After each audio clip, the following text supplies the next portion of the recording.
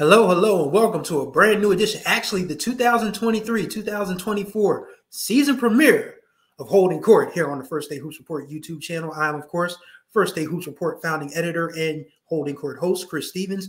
Hopefully you all have been doing well out there, enjoyed the rest of your summer. We are in the middle of fall sports season right now. You know, football's going on, field hockey, boys soccer, volleyball, cross country, all the good stuff. So if you have a Delaware kid or you know some Delaware kids, hopefully you're supporting those fall athletes as well.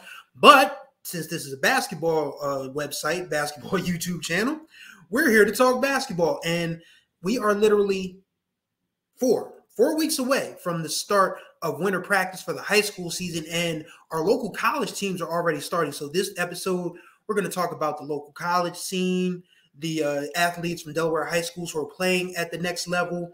We're also going to talk about, the Sixers. Unfortunately, we have to. You know, it's been a bane of my existence my entire life, this franchise, and it hasn't gotten any better with the recent foolishness, which we'll discuss in a minute. And of course, we are going to preview the WNBA Finals as well. So if this is your first time tuning into the Holding Court show, all the information to follow First Day Hoops Report will be in the description below. And you can follow us on Instagram, the X platform for the time being. Once I get a Blue Sky invite, I'm going to set up a First Day Hoops Report on Blue Sky account as well, just to hedge our bets, because you never know what Elon is going to do next to neuter the effectiveness of the app formerly known as Twitter. My day job, because if you guys aren't familiar, I'm a contributing writer with HBCUsports.com these days, and every time I submit something that mentions Twitter, my editor reminds me, we have to say X, formerly known as Twitter. And I'm like, I don't want to do that. It's Twitter. It was Twitter for 15 years plus until this guy took over. Now it's X. Whatever. But yeah, we're on Facebook. We're on X. We're on Instagram. I haven't gotten the hang of TikTok yet. If somebody can let me know what the benefits are of TikTok, I'm more than open to suggestions. But without further delay, let's hop right into the video. WNBA Finals tip off Sunday. This is going to be recorded and published on Saturday. So if you get to this before Sunday at 3 p.m. Eastern, good. You'll be up to date for the games before they start. So WNBA Finals, the battle of the super teams, as A'ja Wilson mocked it. You've got the Aces who went 34-6, the league's best record. They were the first team in WNBA history to win 30 games. Of course, this is the first year the league has expanded to 40 games per season. So that was the first time anybody's ever won 30, because there was only 34 and 32 game seasons before. Now we got a 40 game season.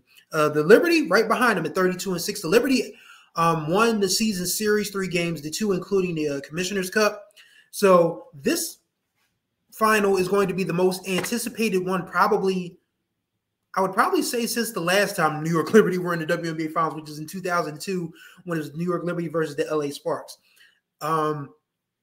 Most important thing about this WNBA Finals is, once again, we have a local kid representing for Delaware, and that, of course, is the spark plug of the New York Liberty, and that is Ahhh Delaney, of course, who plied her trade at Smyrna High School, getting buckets. Went to Rutgers, had a really arduous journey going from Chicago to Atlanta to Indiana, quick spell in Connecticut. Atlanta was where she won Most Improved Player and then became an all-star with the Liberty. And everyone can talk about Breanna Stewart, who won MVP. We'll discuss that in a minute. You can talk about Jonquel Jones, former MVP, Sabrina Ionescu, Courtney Vandersloot, but that team isn't as good as they are without Ahhh Delaney. She does everything. She does the grunt work. I don't want to call her the Dennis Rodman of that team, because that would do her a disservice, but she defends, she shoots. She literally killed the Connecticut Sun from the three-point line in the semifinals. So seeing Ahhh shine after her long journey to at least be considered a regular in the WNBA is just proof that Delaware kids always get it out the mud. There's nothing handed to us. There's nothing given to us. Everything we've ever gotten, we have earned.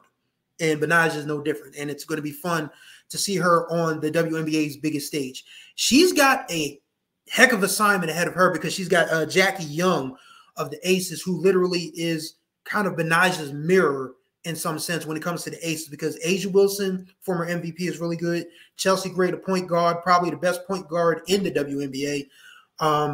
Kelsey Plum, you can't leave her alone for a second, but Jackie is the one that Las Vegas needs to get going. If Jackie is lights out like she usually is from the perimeter, and if she can get to the bucket, because she's one of the strongest guards in the league, if she can get to the bucket and draw fouls on Stewie and Jonquel, that's going to put the Liberty at a serious disadvantage.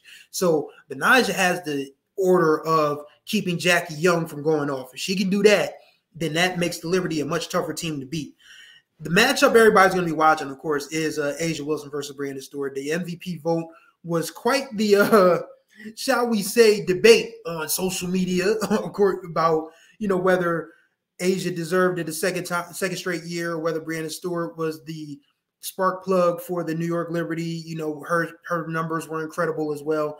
You couldn't go wrong with either one. You couldn't go wrong with the third person who was kind of like the forgotten woman in this equation. That's Alyssa Thomas, who was putting up triple doubles almost weekly for the Connecticut Sun. And you can argue. You don't even have to argue. It's a fact that the Connecticut Sun weren't going to be as good as they were without AT. So either one of those three, you can be fine with winning MVP. It's just a matter of debate, with A'ja being kind of sort of the face of the league because of her personality, her brand deals and all of that, and Stewie just being, focused on the basketball and whatnot. But that's going to be the matchup everybody's watching. Another key matchup is going to be if Kia Stokes cannot be bullied by Jonquel Jones, because Jonquel Jones is a load, a legitimate 6'6". She has the bulk to go around people, push people aside subtly for those rebounds. And if Kia Stokes can not be overwhelmed by Jonquel on the boards or defending her, keep her from getting to her spots and getting those easy buckets that she's known to get, that's an advantage for the Aces. So if you had to make me pick, and I've been watching the W all season, I watched as much of the Liberty and Aces games as I could stand because social media just made it absolutely unbearable, quite frankly. But if you had to make me pick, I got to go with the champion's advantage. Yes, the Liberty are playing their best basketball at the right time, but this is a team that they have playoff experience. Of course, Jonquel was in the finals with the Sun last year against the Aces, and Stewie won 2 championships with the Seattle Storm before moving to New York. Shouts out to the Dart Bus for driving in front of me, driving in front of my house, interrupted my train of thought rather briefly. But yeah, if you Stewie's got the experience, Jonquel's got the experience. Of course, Courtney Vandersloot was the point guard for the Chicago Sky when they upset the Phoenix Mercury in the 2021 WNBA Finals. So it's not like the Liberty are at a gross disadvantage when it comes to playoff experience. But to me, I feel like the Aces have been there before, and with this core group, with Plum, with Wilson, with Young, with Chelsea Gray. Crazy part is the Aces are still good, and they've been missing Candace Parker for half the year. Candace Parker played on a broken foot, and she probably won't be back for the WNBA Finals. They probably won't see her again until next year. So still being able to be as good as they are without Candace Parker just means that this team is as good as advertised. So I got to go with the champion's advantage. It's not going to be easy, though. So I got the Las Vegas Aces repeating as WNBA champions in 5 games. WNBA Finals is the best of 5. So I got the Aces winning the Game 5 on their home floor. On to the professional basketball team just up the road from here in Philadelphia, Pennsylvania. That, of course, would be those Philadelphia 76ers. And training camp was actually being conducted at Colorado State University for some strange reason. I mean, I guess when you want to get away, you got to get away. And there's no better place than the Rocky Mountains, I suspect, as Deion Sanders. But, of course, the big hullabaloo this offseason was, of course, the bearded one making us bearded guys look bad, James Harden, who opted into his $35.6 million one-year option, then immediately went to a basketball camp in China and called President of Basketball Operations Daryl Morey a liar. So if you're not familiar with how the word liar and lying works in the Black community, I'm going to give you a quick little lesson. When we were growing up as late Gen Xers, early millennials, you were not allowed to call somebody a liar or say somebody was lying. You had to say somebody was telling a story or they were a storyteller. And Harden basically is saying Morey reneged on some promises or what have you about a long-term deal. And Harden is going to make it his business to try and get traded. That's basically what it boils down to. But the problem is nobody wants James Harden, at least not what Daryl Morey's asking for. The James Harden that currently exists on the Philadelphia 76ers is slow, not in shape, shows up when he wants to, and just does not have the same aura that the guy who once led, who came as close as anyone since Tiny Archibald to leading the lead and scoring and assists and winning the MVP award. And I think it was 2018 when he won MVP. Yeah, it was 2018 when he won MVP. That guy is long gone. That guy is history. That guy is history, about as history as the hair on the top of my head. He's gone, long gone.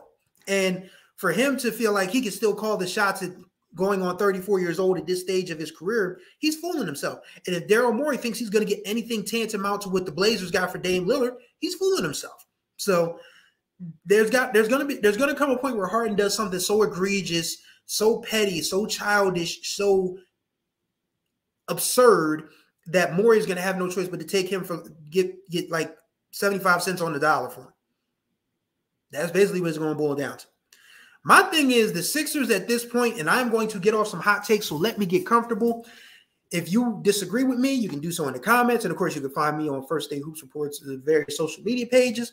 I'm going to tell you now, this Sixers team, this process era, whatever you want to call it, it's cooked. It's over. It's well done. It's in the bag. You know, you can put the nail in the coffin. It's over. You're not going to win a championship with Embiid. You're not going to win a championship with Harden. You're doggone sure not going to win a championship with Tobias Harris. So here's what the Sixers need to do. And people are going to call me crazy for saying this, but yes, rebuild this franchise around Tyrese Maxey. He's got the personality to do it. His game is developing to an all-star level. You might as well just go ahead and say, okay, Joel Embiid is talking about he wants to win a championship anywhere he can. He's obviously missing his buddy Jimmy Butler. Send him to Miami. Harden, again, 75 cents on the dollar. Send him somewhere else. Tobias Harris, this is the last year of his contract. You can let him walk. Or if a contender is desperate for some scoring or what have you, which Tobias gives when he wants to, trade him too. Build your assets up. Because a lot of these young players that are going to be going either to college or the G League elite squad, there's going to be some talent coming through these ranks in the next 3 or 4 years. And you don't have to sit through a bunch of 14 and 68s and 10 and 72s and 13 and 69s and what have you to get to to get back to a competitive level. Championship level remains to be seen. But at this point, maybe it's just me. I'm just fed up because I've been cheering for the Sixers my whole life. You know, the first Sixers team that I saw was with the last days of Dr. J and the early days of Charles Barkley. That's how long I've been a fan. And when you think about it, this team has had one sustained run of success. And that, of course, was the Allen Iverson era when they stole game 1 of the 2001 finals from the Lakers. Other than that, this Sixers team has been as nondescript gets. So you can say that this team could contend, but look around the East right now.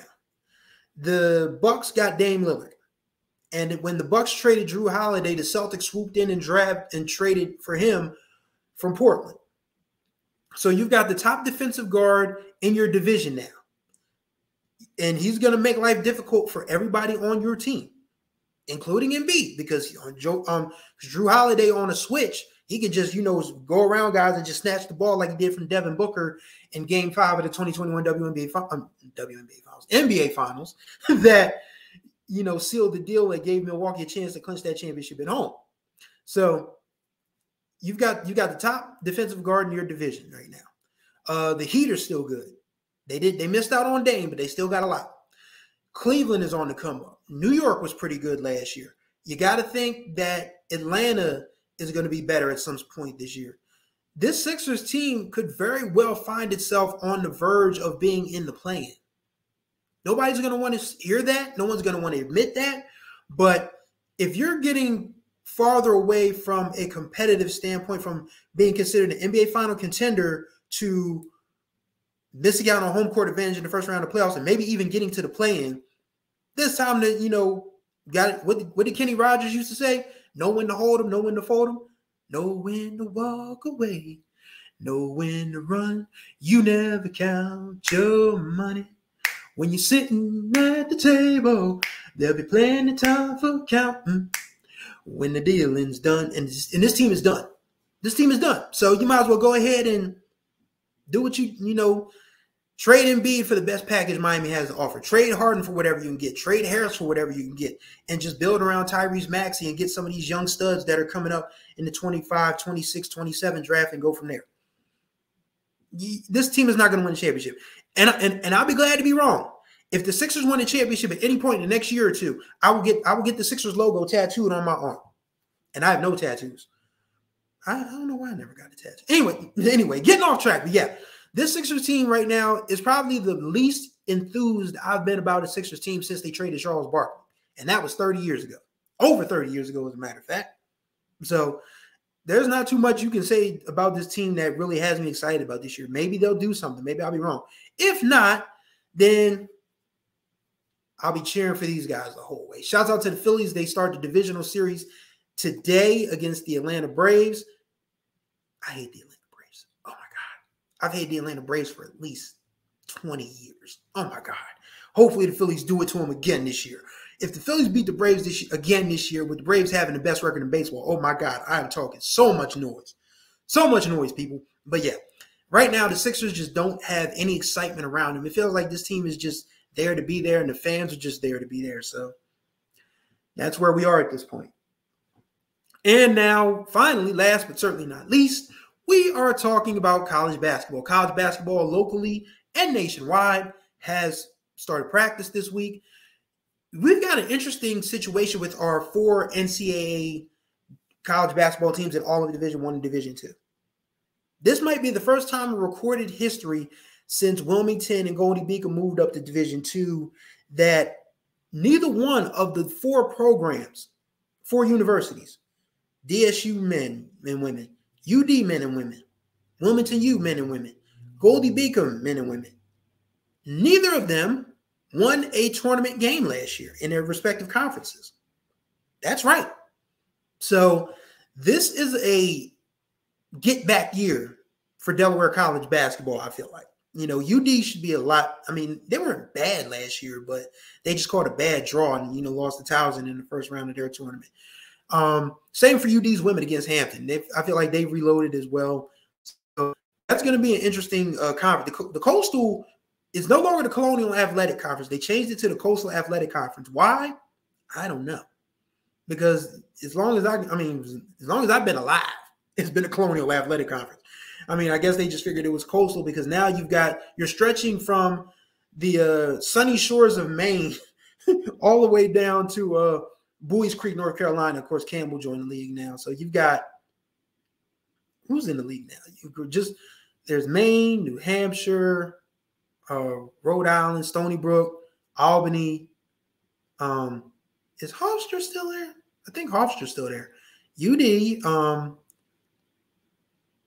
William & Mary, Hampton, North Carolina A&T, the 2 HBCUs, and I'm very familiar with those. So it's interesting because there was some scuttlebutt going around. It might happen, it might not happen. That UD might be leaving the Colonial, and someone somewhere printed that UD was unhappy that 2 black colleges had joined the Coastal rep. I don't think that's true because they play UD in just about every sport every year. So I don't know if that has any weight to it. But what I think, and this is something I want people to take note of, because if you missed out on the news this week, before I get back into the basketball side of things, NCAA just approved a resolution that would increase the price of a team transitioning to a Power 5 level or from FCS Football Championship Subdivision to FBS Football Bowl Series. The price for transition was once $5,000, and a program like UD, $5,000 is like me finding a quarter in my pocket or a dime on my desk. But as it is, that price has moved up to $5 million. 5 million American, U.S., cold hard dollars. And this includes having 90% or 96% actually of offered scholarships for at least a 2-year period. That's a lot of money.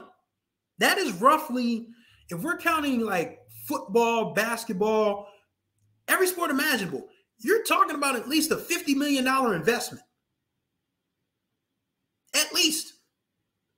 So for anybody wanting to move up from mid-majorville to Power 5 land, you better get that money up, because it is not cheap anymore. And that's why, I feel like, that UD thing. I mean, well, I don't know UD's budget. Well, I do offhandedly. I mean, I know they take in a lot. Some of it they're not obligated to report, because they conduct themselves sometimes as a private institution, even though they are known as the University of Delaware. Yeah. But anyway, that's a lot of money regardless. So UD's brain trust is going to have to think long and hard about this, because if you want to move up, I mean, yeah, they got the facilities. I mean, granted, the only thing that I think would probably need to be replaced, honestly, is the Bob Carpenter Center, or at least expanded, because most NCAA Division I arenas, and we'll say the Power 5 conferences like the Big Ten, the ACC, what's left of the Pac-12, the Big 12, and the SEC, most of those arenas seat no less than 15,000 people. The Bob, while lovely as it is a generous $5.5 grand. So they'll probably have to find a way to build another arena or somehow expand the Bob at some point if they're going to make that move up. Or they could, just keep it as a small little homely gymnasium that homey, I guess.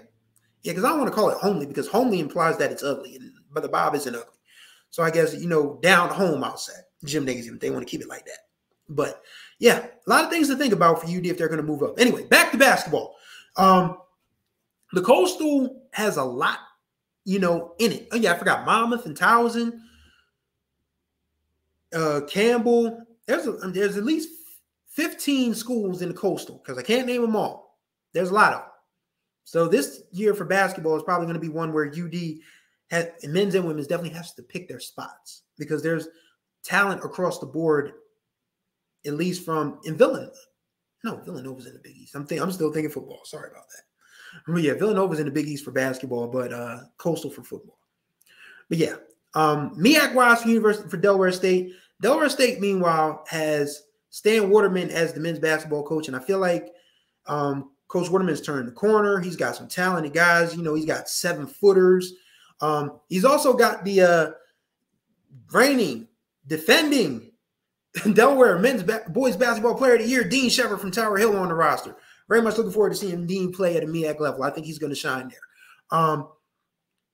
The thing about the MEAC is, from a men's standpoint, there's really not a lot for Delaware State to be afraid of. Yes, Norfolk State and Howard are the top of the crop. You can't discount North Carolina Central with the legendary Lavelle Moulton as coach. But after that, Del State should be in the top 4 or 5, I feel like. I don't think UMES is any good. Cobbin State, while they just rehired a legendary basketball player, Larry Stewart, as their head coach, he'll probably get some guys in akin to what his old coach, Fang Mitchell, used to recruit, and that's a bunch of grinders and battlers. South Carolina State still has some improvements to make. Yeah, Del State should be a top 4 MEAC team this year, I feel like, on the men's side. So it'll be interesting to see how and the good thing about it is they play UD November 15th at Memorial Hall. First Day Hoops Report, will be in the building. Please believe it. The DSU women, meanwhile, they're going through a transitional change. Jasmine Turner is the interim head coach. E.C. Hill is no longer in charge. And from what I was told from, different sources that I would never out, because confidentiality is important in this game, it was coming. that change was coming. So, it's going to be interesting to see how Del State's women rebound, because they actually finished the season pretty strong. The only problem is they ran into the buzzsaw known as the Howard Bison women's basketball team in the first round of the MEAC tournament last year. But they won 5 of their last 6, I believe, or something like that, 4 of their last 6, after going 0 for 2022. So the improvement was there. And even in the midst of the storm that the program was going through, those players still showed up and played. Now that there apparently is a coach that they want to play for, they should be even better. But there's two teams in the MEAC on the women's side that are head and shoulders above everybody else. That's Norfolk State, the defending champs, and they got Diamond Johnson from North Carolina State transferring in for her senior year. And there's Howard University, who, of course, was the 2022 champion and who just barely lost to Norfolk State in the MEAC Women's Championship game last year. Those are the two that are like, if anybody else other than those two wins the MEAC Women's Championship, it's a shock. But that also leaves room for Delaware State to climb into that top half, maybe it's be a top 3 women's team. Because there's, again, looking around the MEAC, there's not a lot to be afraid of. Morgan State, granted, you know, they have former DSU coach Ed Davis. My God, Ed Davis is going to be coaching so long. I have some great Ed Davis stories. You know, he's one of my favorite people to talk to when I was a student reporter at Delaware State, because that man, and to this day, he still pulls no punches. Like, if you're looking for somebody to sugarcoat something, Ed Davis Jr. ain't the one or the two. He'll tell you like it is. He's definitely one of my favorite people I've ever talked to in my entire career of doing this. So he's coaching Morgan State now. I mean, they should be decent, but it's not something that UD can't overcome. Del State can't overcome. Cobbett State lost their leading scorer. North Carolina Central's kind of middle of the pack. South Carolina State, once again, down on that lower tier. UMES, same thing. I feel like Delaware State women should be like a top 4 or top 5 team in the MEAC. Oh, no problem. So, and they play and they host UD December 21st. We're going to try me in the building for that one. And it really depends on what our First Day Hoops Report high school schedule looks like. We got to start planning that out. Oh my God. Whew. Do you know our basketball season starts November 30th? Like, literally, today is, as I'm recording this, is October 8th. So there's 23 days left in October, and then there's November 30th when basketball starts. So 53 days. So that's literally 7.5 weeks. We're literally 7.5 weeks from the start of high school basketball. Oh man, I can't wait. I'm excited. As far as William U and Goldie Beacom go, William U, I know, graduated a lot on the men's side. On the women's side, they brought in some new pieces, including AI's Mama Trader. Because I remember when Mama committed to her junior college, and I felt like she could play at a Division I, Division II level. And then I checked the First Day Hoops Report Instagram page, and then of course the women's basketball Instagram says, "Wish Mama Trader happy birthday." I was like, wait a minute, when did she commit? How did I miss that? But good for Mama. You know, a talented athlete. You know, like I said, you know, she's one of my favorite players to watch on either men's or women's side the last 4 or 5 years since I've been doing this. So being able to see kids that you've watched develop, you know, again, like I said last season when the 2023 season ended, this class was my first class since I started First Day Hoops Report. I watched those guys and girls go from freshmen in the middle of a pandemic, mind you, to graduating seniors, all-staters, going to play college basketball, getting an education for mostly free. It's dope to see these kids grow up, man. You know, very excited to see all of them shine at the next level. So yeah, Goldie Beacom, they return a lot of kids on the men's and women's side. So, but the CACC is probably one of the most competitive conferences in Division II for basketball that nobody talks about. And I'm very familiar with the CIAA. I'll probably end up going to the CIAA if my job asks me to. So if I'm not at the Blue Hen or the Hen Logan Conference Championship games that weekend, you'll know I'm in Baltimore. But yeah, the CACC, yes, that's the word I'm looking for, is a very competitive conference for basketball. So William U and Goldie Beacom are definitely going to have to, you know, be on their P's and Q's, but they have the coaches to do it. Dan Burke and Kerry Jenkins and William U, TJ Deckmar and Beth Ann Burke at Goldie Beacom. One of the coolest things that happened last year that kind of slipped under the radar for us as journalists is that Dan and Beth Ann, of course, are husband and wife, and they both won their 100th career game at each school within like 2-3 days of each other. So that was pretty cool. So very much looking forward to seeing both coaches Burke, Coaches Burke. Yes. Looking forward to seeing both coaches Burke and their teams in action this year. As far as the kids that played high school ball here, playing college ball elsewhere, you got plenty to watch for. You know, we've got Dallas Pierce and Stephanie Kaleja at UMass. Stephanie's older sister, Julie, starting her senior season at Bucknell. Bernard Mayo is now at St. John's. Lauren Park Lane is going to be playing at Mississippi State. You know how cool it's going to be to see LP playing against Angel Reese, Haley Van Lith, and Flau'jae Johnson at LSU. Camila Cardoso at South Carolina. Rakea Jackson at Tennessee. That is going to be fun to see LP on ESPNU and ESPN most nights. So looking forward to her. She took a bet on herself after leaving Seton Hall, leading in just about every single statistical category except for points. Like, she was the best player that came through that program probably in the last 30 years. And a lot of coaches at the Division I level should be kicking themselves because she was the best player in the state of Delaware, probably one of the best players, top 5'10" on the Eastern Seaboard, and people just were like, well, she's only 5'3", and you look stupid because she's a player. She always was a player and will continue to be one.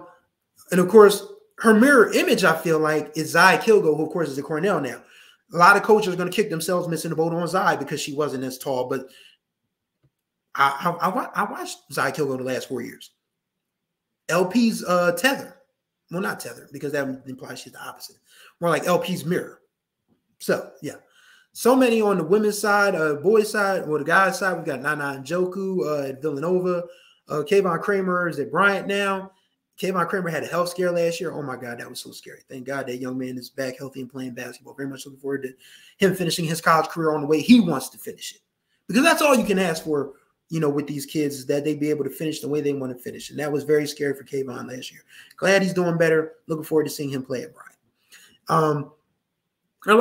There's a lot of kids that you're going to be able to see from a college standpoint that played their high school ball here in Delaware, in the state of Delaware, and First State Hoops Report. We'll keep you up to date with that with our College Corner piece that we do every week on the website.